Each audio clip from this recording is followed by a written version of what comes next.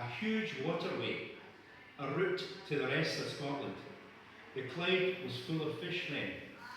The river was so shallow that you could walk across it without getting your underbrakes wet. From where Queen Street Station was, you could walk right to the other side of the Clyde before it was deepened. Well, Queen Street Station is the south side, right? Glasgow University, which was just down the road there, it was on the High Street. They had a riot in the 17th century because they were sick of getting fed one particular item. You know what it was? It was salmon straight from the river. They got it every day. The river was full of salmon. And they rioted because they didn't want any more salmon. So Glasgow and this place, Springburn and Townhead, were extremely important to Glasgow. And I'll not read all that out unless you want me to, but basically what happened to Glasgow in the 19th century when all the tenements were built here, and they were built with such quality, the people who were overlooking Glasgow, remember it had 1.5 million population up to the 60s, the people who were looking to see what was happening politically in Glasgow realised that they had to destroy the infrastructure. The reason was there was a socialist background and people were not following the British path to enlightenment. So they created new towns, Glenrothes, East Kilbride, all the places around Scotland, and they systematically destroyed 170,000 houses in Glasgow. They bulldozed them because those communities were a hotbed of socialist and Republican sentiment. So that's basically the history of Glasgow. And they're still doing it. They're still destroying Glasgow. And we're letting it happen. Because I think a lot of people enjoy it. I think a lot of people enjoy learning stuff, so could you well, if you have time, okay. I don't want to hog any of this parade, you know.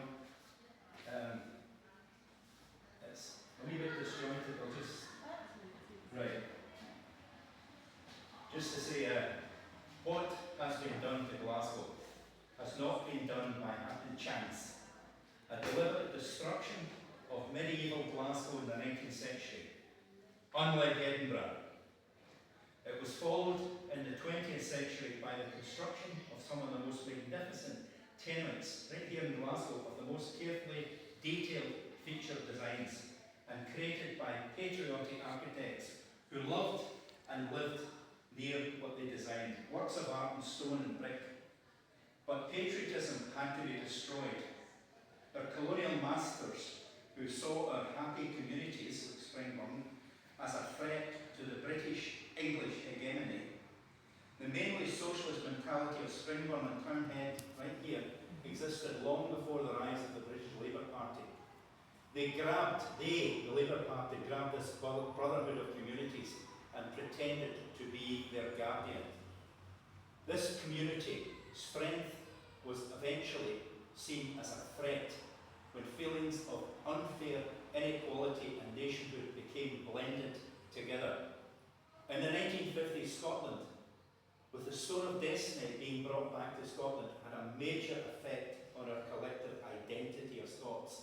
Nearly 2 million people signed the claim of right for the stone to be returned or kept in Scotland.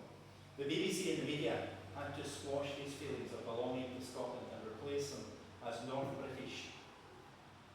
A Westminster committee had the brilliant idea of destroying those socialist communities once and for all, to create new towns and break up areas by removing factories, industries, jobs down south to England.